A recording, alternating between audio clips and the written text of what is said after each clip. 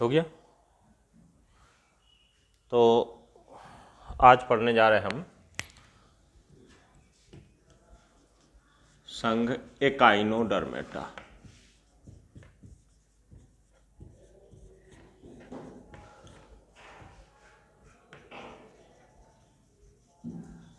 Phylum echinodermata.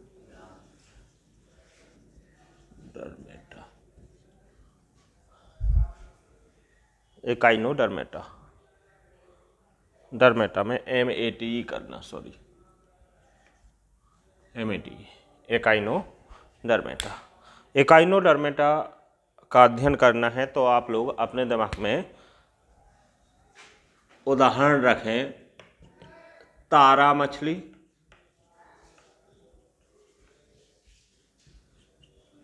जिसे अपन बोलते हैं स्टार फिश। तारा मछली का उदाहरण लेकर अपने दिमाग में एकाइनोडर्मेटा संघ को पढ़ें। अगर उदाहरण दिमाग में रहेगा तो निश्चित है कि आपको एकाइनोडर्मेटा के जो महत्वपूर्ण लक्षण हैं वो समझ में आ जाएंगे, क्योंकि जितने भी लक्षण आपने तारा मछली के सुने होंगे, पढ़े होंगे, वो सब किस संघ के लक्षण हैं? एकाइनोडर्मेटा के। ठीक, चलो देखें। सबसे पहला पॉइंट जो है, ये सभी जंतु समुद्री होते हैं। पहला पॉइंट देखें, मुख्य बिंदु अपन नोट करते हैं इसके बारे में। तो ये सभी जंतु, जितने भी जंतु एकाइनोडर्मेटा में आते हैं, सभी जंतु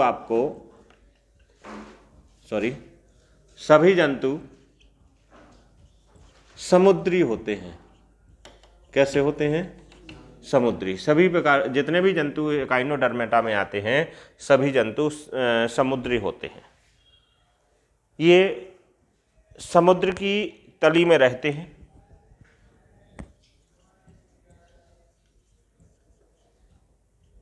समुद्र की तली में रहते हैं। इसके साथ साथ बहुत धीमी गति करते हैं। धीमी गति करते हैं।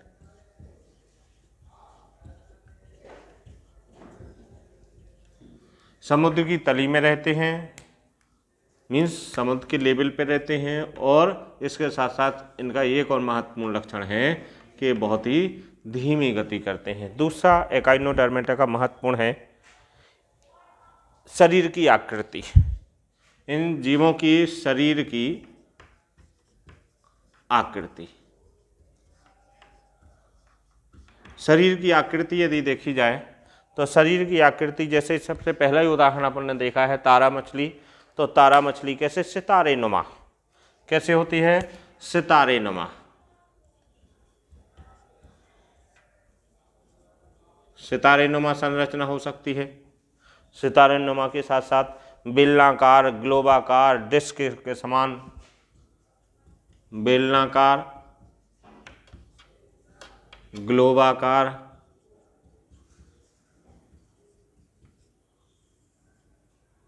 तथा डिस्क के समान।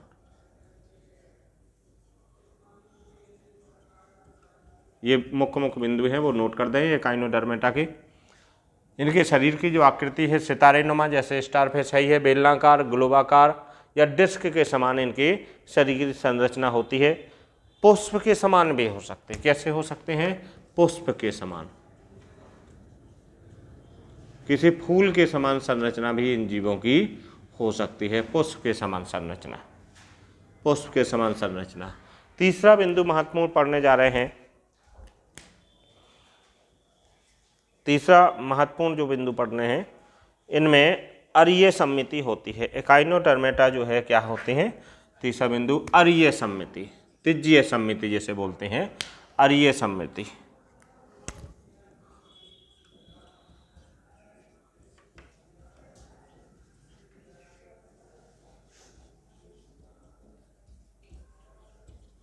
इनमें अरीय सम्मिति होती है। लेकिन जो लार्वा है, ये वयस्क की बात हो रही है। आजा भाई, वयस्क की बात हो रही है। लेकिन जो लार्वा है इसका, उसमें द्विपार्श्व सममिति पाई जाती है। कौन सी सममिति पाई जाती है? द्विपार्श्व सममिति। जो लार्वा स्टेज है, लार्वा अवस्था है, लार्वा अवस्था में देखें तो द्विपार्श्व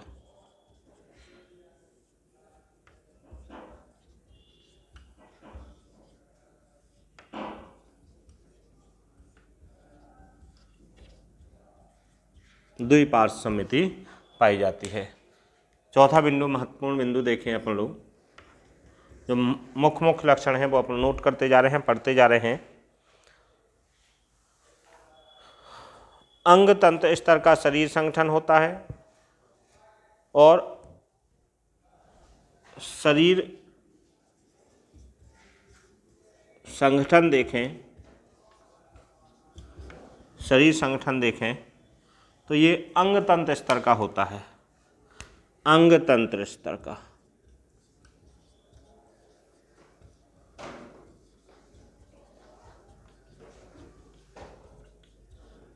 तथा अंगतंत्र के साथ साथ यदि इनकी जंतु को देखा जाए तो ये जंतु जो है त्रिस्तरीय होते हैं। वास्तविक देह गुहा क्या पाई जाती है इनमें?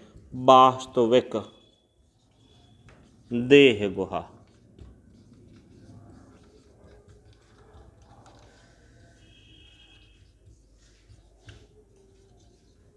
देह गुहा को इंग्लिश में आप नोट कर सकते हैं एंटेरोसील। इनकी देह गुहा को क्या कहते हैं? एंटेरोसील। इंग्लिश टर्म याद होना चाहिए, एंटेरोसील। क्वेश्चन आ सकता है एकाइनोडर्मेटा के सभी जंतुओं में जो देह गुहा पाई जाती है वो उसको किस नाम से जानते हैं? तो वास्तविक देह गुहा पाई जाती है और एंटेरोसील से कहा जाता है। ठीक, इन जंतुओं का एक और विशेष फीचर है, इन जंतुओं के सिर नहीं होते हैं। क्या नहीं होते हैं? सिर नहीं होते हैं, सिर अनुपस्थित। पांचवा जो है सिर अनुपस्थित। जैसे आप स्टारफिश को ही देख लें तो स्टारफिश में वो 5 भुजाएं तो होती सितारे की जैसे, लेकिन क्या नहीं होता है? अलग से सिर नहीं होता है। तो इन सभी जंतुओं में क्या नहीं होता है? सिर नहीं होता है, सिर अनुपस्थित होता है। ये एकाइनोडर्मेटा का विशेष लक्षण है। इसके साथ साथ त्वचा के भीतर कैल्सिकेट प्लेटों का, इसके साथ साथ छठवां बिंदु देखें तो त्वचा के अंदर जो इनकी स्किन होगी, त्वचा के अंदर, त्वचा के अंदर नोट करते जाएं, कैल्सीकृत प्लेटें, मानी कैल्शियम की बनी हुई प्लेटें, प्लेटों की संरचना। कैल्सीकृत प्लेटों की संरचना होती है। ये कैल्सीकृत प्लेटों की जो संरचना है ये डर्मल अस्थिकाओं, इन्हीं को क्या कह सकते हैं? डर्मल अस्थिकाएं।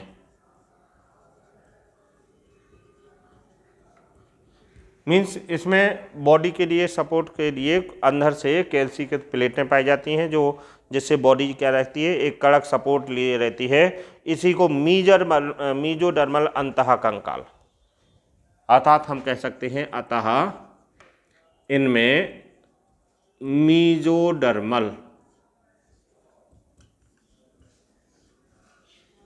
अंतः कंकाल पाया जाता है।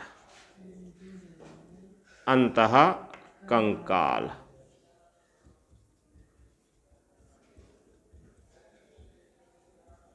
इनमें मीजोडर्मल अंतः कंकाल पाया जाता है।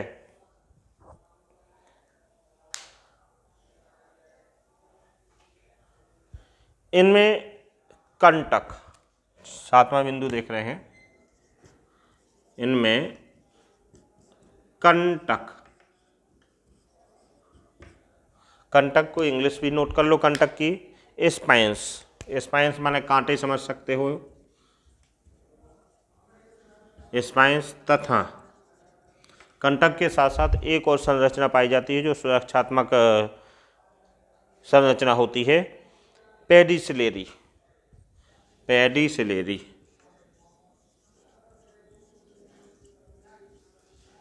सुरक्षात्मक संरचनाएं पाई जाती हैं।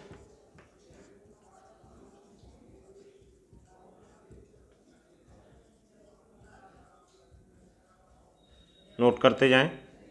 इनमें कंटक माने कांटों के समान तथा पेडिसिलेरी एक और सुरक्षात्मक जो संरचनाएं हैं कांटे जैसी होती हैं, पेडिसिलेरी भी। तो कंटक या पेडिसिलेरी जो सुरक्षात्मक संरचनाएं हैं इसके अंदर पाई जाती हैं।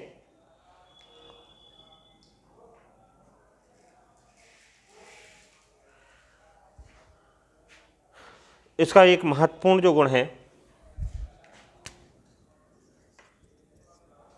8वां बिंदु, जल संवहन तंत्र। जल संवहन तंत्र, वाटर वास्कुलर सिस्टम, ये इनका महत्वपूर्ण लक्षण है। जल संवहन तंत्र, चूँकि ये सभी चीज जो है समुद्री होते हैं और जो जल संवहन तंत्र है ये बिल्कुल पानी से भरा होता है, नाल पाद युक्त तंत्र होते हैं। ये इसमें क्या होता है, जल संवहन तंत्र है और इसके लिए ये जल से भरा हुआ नाल पाद युक्त तंत्र, जल से भरा हुआ, जल से, ये मोस्ट है बिल्कुल एकाइनोडर्मेटा में ही पाया जाता है। तो जल से भरा हुआ, सॉरी,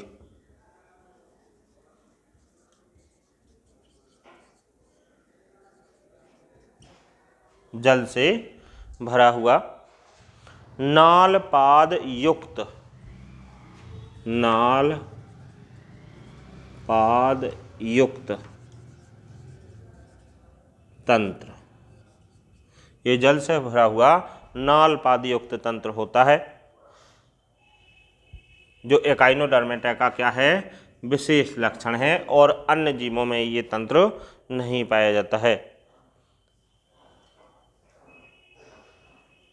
इसका कार्य जो है विचलन के लिए, भोजन पकड़ने के लिए, उत्सर्जन के लिए और श्वसन के लिए, ये काय काय के लिए उपयोग हो सकता है ये तंत्र। विचलन के लिए, विचलन का कार्य भी इसी तंत्र के द्वारा हो रहा। विचलन के बाद भोजन को पकड़ने का काम भी इसी के द्वारा हो रहा।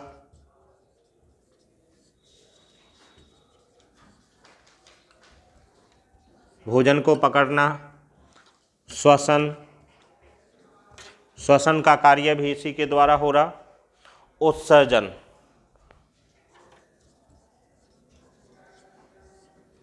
उत्सर्जन आदि का कार्य भी इसी नाल तंत्र के द्वारा होता है। ये विशेष व्यवस्था है इन जीवों के शरीर की जो इन्हें समुद्र में रहने के लिए अनुकूलित बनाती है, पानी में रहने के लिए अनुकूलित बनाती है। ठीक, नेक्स्ट अगला, आहार नाल पूर्ण होती है। 9वां बिंदु यदि देखें तो इनकी जो आहार नाल होती है वो पूर्ण होती है। आहार नाल कैसी होती है, पूर्ण होती है। अधर सतह पर मुख तथा पृष्ठीय सतह पर गुहा होती है। अधर सतह पर, अधर सतह पर मुख खुलेगा, सिर नहीं होता है, मुख होता है केवल, ये मैं बताऊं। ठीक, अधर सतह पर मुख खुलेगा, जो है अधर सतह पर मुख रहेगा और इसके साथ साथ ये पृष्ठीय सतह पर, जो ऊपरी सतह है, ऊपरी सतह पर गुहा होती है। पृष्ठीय सतह,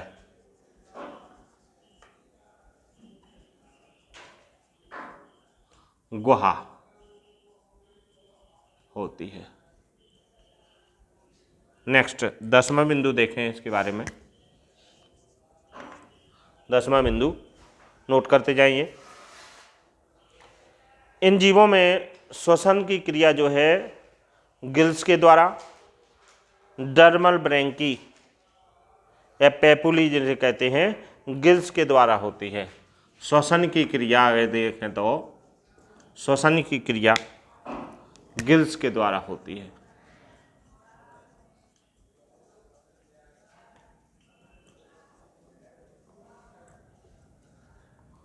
श्वसन की क्रिया जो है क्या के द्वारा होती है? गिल्स के द्वारा होती है। परिसंचरण तंत्र ह्रासित एवं खुले प्रकार का होता है। अगर परिसंचरण तंत्र देखें, परिवहन तंत्र देखें, परिसंचरण तंत्र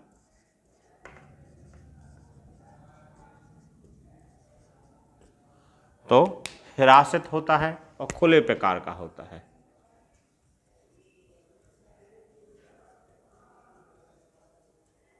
तथा खुले प्रकार का।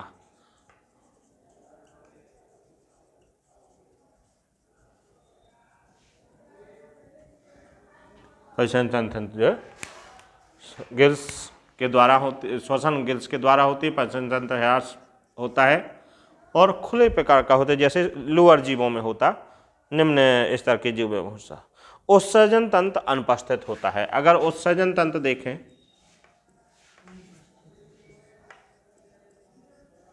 इनमें उत्सर्जन तंत्र के लिए कोई विशेष अलग से कोई संरचना नहीं होती है, इसलिए ये मानते हैं कि इनमें उत्सर्जन तंत्र अनुपस्थित रहता है। उत्सर्जन तंत्र अनुपस्थित होता है। तंत्रिका तंत्र सरल एवं आदिम प्रकार का रहता है। तंत्रिका तंत्र देखें,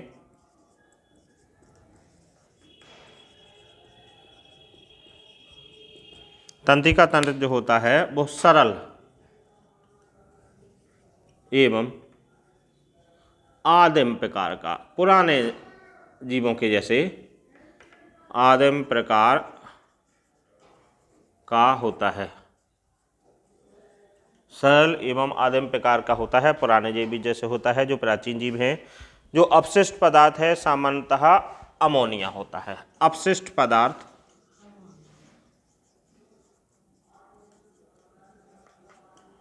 अमोनिया के रूप में निकलता है। अपशिष्ट पदार्थ जो है अमोनिया, नोट कर सकते हैं आप। एक और है, इन जंतुओं में लैंगिक जनन पाया जाता है। अगर जनन की स्थिति देखें तो लैंगिक जनन, लैंगिक जनन पाया जाता है। लैंगिक जनन और लिंग पृथक होते हैं। क्या होते हैं? लिंग पृथक होते हैं।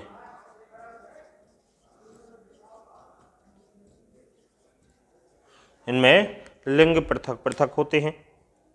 निषेचन बाह्य प्रकार का। अगर 15वां बिंदु देखें, निषेचन, निषेचन यदि देखा जाए तो निषेचन ये देखा गया है कि जो जलीय जीव होते हैं उन सभी में अधिकतर क्या पाया जाता है? निषेचन बाह्य प्रकार का पाया जाता है। ठीक है, तो निषेचन जो होगा बाह्य प्रकार का होता है। निषेचन बाह्य प्रकार का होता है। एवं परिवर्धन जो है अप्रत्यक्ष, परिवर्धन, जीवों का जो परिवर्धन है वो अप्रत्यक्ष प्रकार का, जीवों का परिवर्धन जो है अप्रत्यक्ष है। जीवन चक्र में पक्षमाभी, अगर जीवन चक्र देखा जाए, जीवन चक्र में पक्षमाभी, पक्षमाभी, जीवन चक्र में पक्षमाभी मुक्त लार्वा अवस्था, मुक्त लार्वा अवस्था पाई जाती है।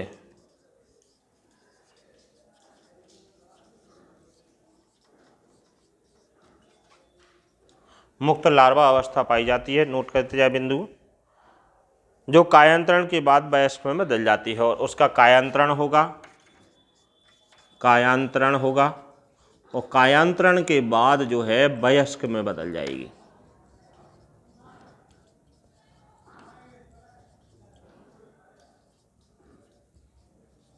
कायांतरण के बाद वयस्क में बदल जाएगी। इस तरह से हमने एकाइनोडर्मेटा के महत्वपूर्ण 15 लक्षण का अध्ययन किया है। इसमें सभी लगभग जो महत्वपूर्ण गुण रखते हैं वो सभी गुण इसके अंदर मैंने बता दिए हैं। इसका मुख्य उदाहरण जो है आप लोग जानते हैं, जैसे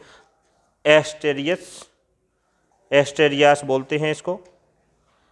तारा मछली जो मैंने उदाहरण लिखा था, तारा मछली को इंग्लिश में अगर कहें तो क्या कहते हैं? एस्टेरियास। तारा मछली या स्टार फिश या एस्टेरियास।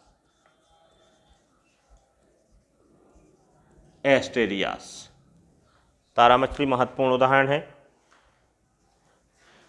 कुकुमेरिया एक और उदाहरण, ये तारा मछली एक हो गया। अगर और उदाहरण चाहते हैं एक और, तो उदाहरण नंबर दो कुकुमेरिया। अच्छा, कुकुमेरिया को समुद्री खीरा भी कहा जाता है। क्या कहा जाता है? समुद्री खीरा। समुद्र की ककड़ी जैसे बोलते, समुद्री खीरा। कुकुमेरिया को समुद्री खीरा भी कहा जाता है, कुकुमेरिया। तो ये 2 उदाहरण मैंने बताए हैं। इसके साथ साथ बहुत से उदाहरण हैं और हैं। सी अर्चिन जैसे हुआ, एकाइनस समुद्री अर्चन, ठीक, सी अर्चिन, ठीक, ओके। तो इस तरह से एकाइनोडर्मेटा हमने आज अध्ययन किया।